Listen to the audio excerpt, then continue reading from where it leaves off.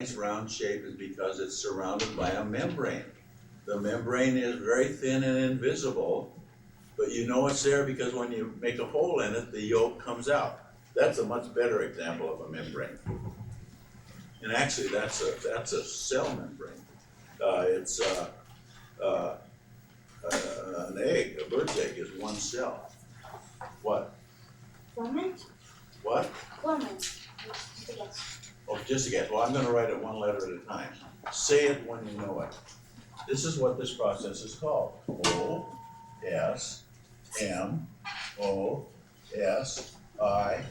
Does anybody know how to pronounce that? What do you think, Stevie? Get know? Jessica. Mimosas? You're close. Anybody get any closer? Brandon? Mimosas? Well, you're close too. Emily? Osmosis? Osmosis. She sounded it out. Osmosis. All right, osmosis is the movement of water through a membrane from where it is more pure to where it is less pure. Most adults don't understand osmosis, even though they studied it in high school biology. Everybody studies osmosis in high school biology. Everybody takes biology, and most people take biology. But I find that a lot of people still don't understand it after they've studied it, probably because the biology books make it too complicated. The biology books have a definition that's much more complicated than this, but this is really all you need. Okay, now I don't expect you to understand that until I draw the 3 potato cells.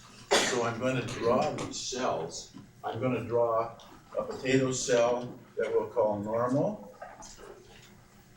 the way they look before I put them in the liquids. Then I'm going to draw one that shows how that same cell would look if you put it in pure water.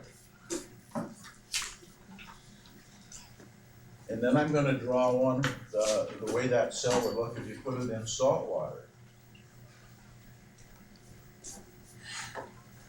Well, this one is going to look like A, and this one's going to look like B. Okay. On the outside of all plant cells, there's a structure that's fairly thick and rigid called the cell wall.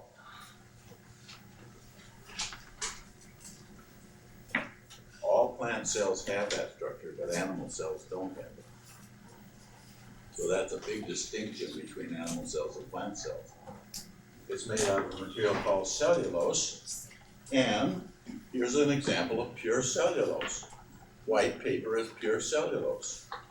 Paper is made from the cell walls of plants. Around here, it's mainly cottonwood trees. Then inside that, there's this thin tissue-like structure called the cell membrane.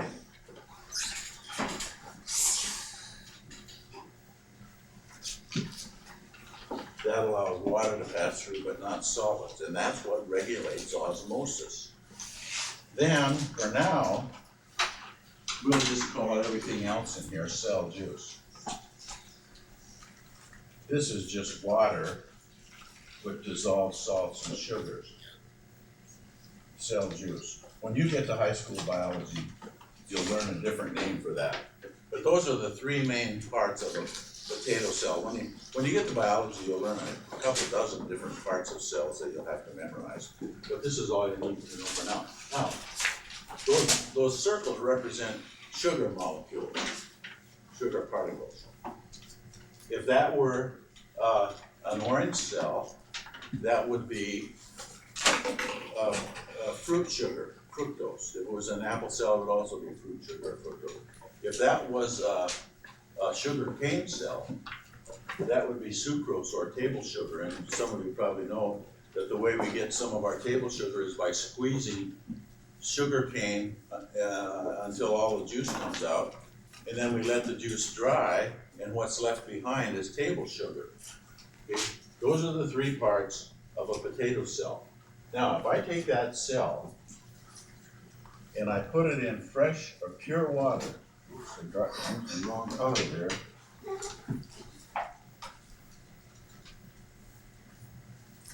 I put it in pure water, water goes in by osmosis, and the cell gets bigger and harder. Like this. There's a cell wall, there's a cell membrane, and there's the cell juice.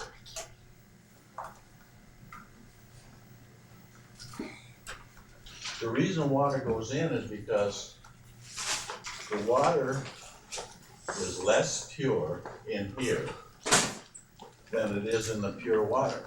You can't get any more pure than pure water, okay? This is not pure because it has dissolved salts and sugars. So by osmosis, water goes in and it makes the cells swell up. It's like putting more air in a bicycle tire. The cell wall's like the tire, the cell membrane's like the inner tube, and I think most of you know that if you put more air into a bicycle tire, it gets bigger and harder. Okay. Now, if you take that same cell load and put it in salt water, the cell membrane pulls away from the cell wall because of osmosis, because the cell loses water by osmosis. And the reason it loses water by osmosis is the water in this cell is more pure than the salt water. So water goes out, and it's like letting the air out of a bicycle tire. The inner tube pulls away from the tire and makes it softer and smaller. So water can go in by osmosis if you put the cell in pure water. It can go out by osmosis if you put it in salt water. Very simple concept, but it's a complicated process, but it's going on in all of your cells, all over your body right now. So that makes it a very important process. Okay, let's say that each of these potatoes has 1 million cells. Potato cells are very small, and you need a microscope to see it. Okay, if the 1 million potato cells in this potato got bigger and harder by osmosis, the whole potato got bigger and harder. That's very crisp. But if the 1 million cells in this potato got smaller and softer, the whole potato gets smaller, and look how soft it is. See how soft that potato is? All right. Now, so that water went into this one by osmosis, and it came out of this one by osmosis. All right, now, based on what I've told you and what you've learned so far in the last few minutes, somebody ought to be able to explain scientifically why the slug shrinks when you put salt on it. Who can explain it? Jeremy. Because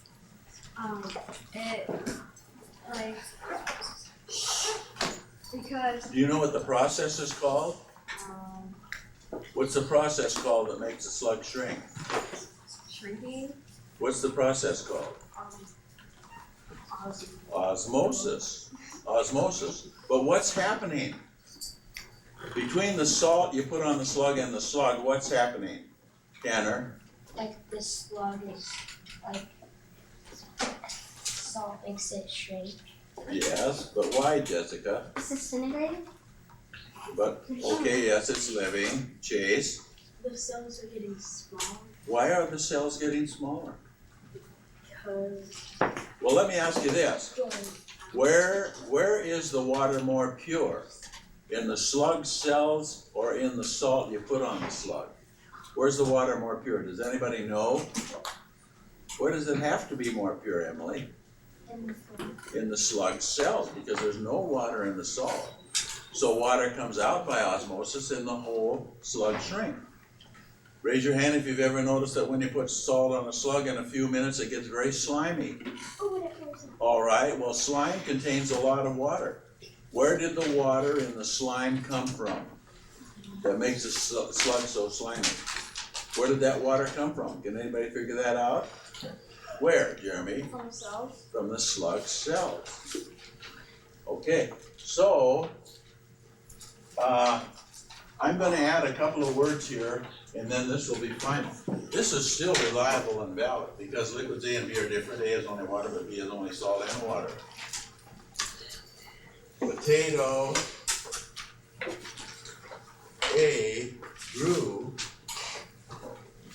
but B shrank by osmosis. Now, if you understand why this cell grows when you put it in pure water, and why this cell shrinks when you put it in salt water, you probably understand osmosis better than most of your parents.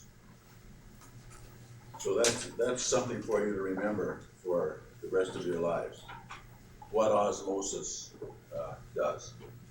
Okay, that's the end of this focus.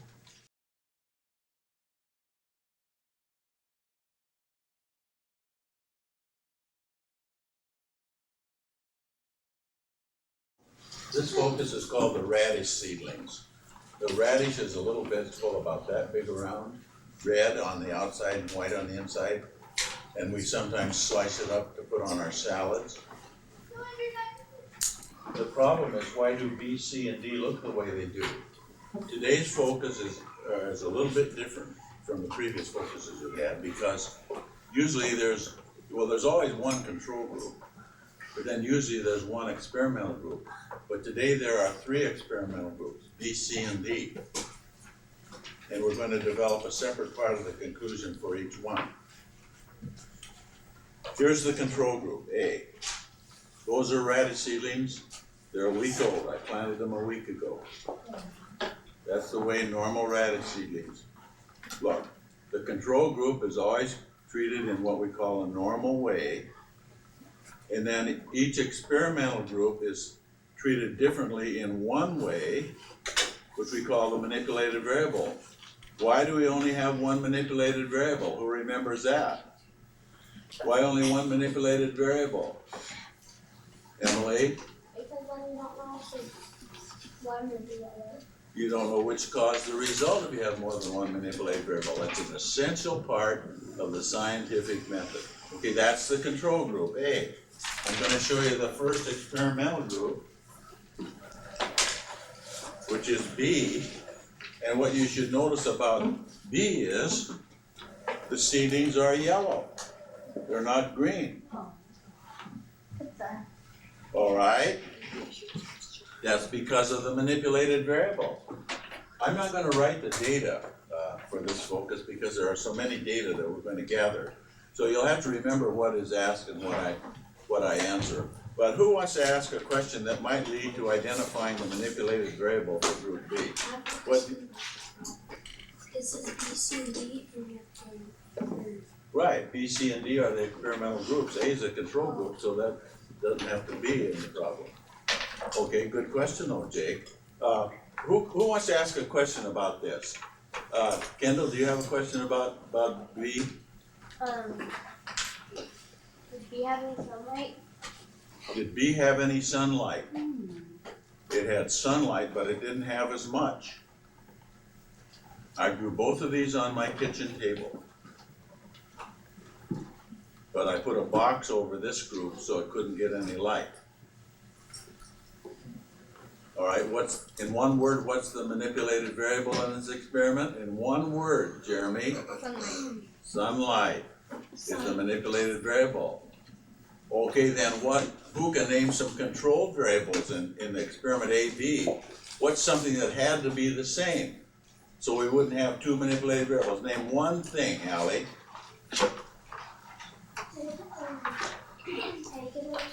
What?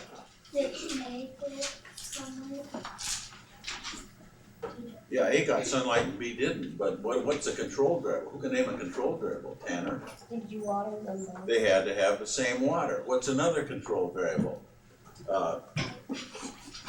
Can't see your name tag. What's another controlled variable, Stevie? The same soil? They had to have the same soil. Well, we'll discuss more controlled variables later on, but to manipulate, we now know just on the basis of the first question that Kendall asked, that light was the manipulated variable. Now, I want to write up here a key word that's related to this. This is a word you're going to have to eventually know, and it's important to today's focus. Chlorophyll. Chloro, it comes from two Greek words. Chloro meaning green and phyll meaning leaf. It's the material that makes leaves green. All green leaves have the substance chlorophyll. It's not pronounced the way it's spelled. The CH sounds like a K and the PH sounds like an F. Chlorophyll, a very important substance, as you'll find out as I go through this lesson today. Extremely important. All right, now here's something that you need to know.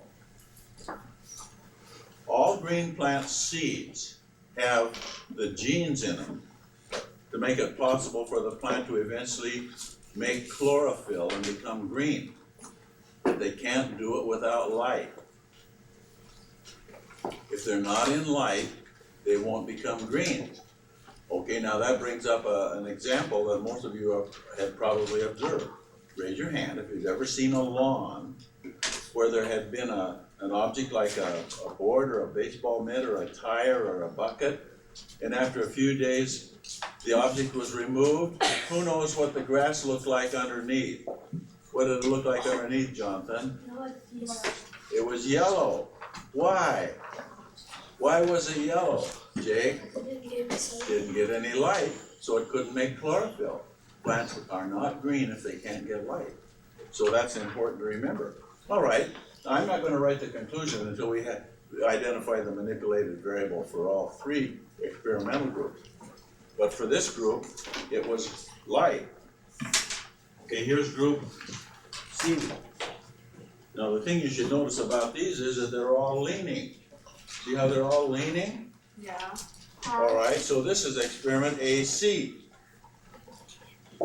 Who wants to ask me a question that might lead to identifying the manipulated variable that made these lean? Jake? Jake, yes. Were they sitting in a different direction for where the sunlight was facing them in a different direction? They got the same amount of sun and the same direction of sun, but Jake probably knows what a lot of you know. Plants tend to grow toward the light.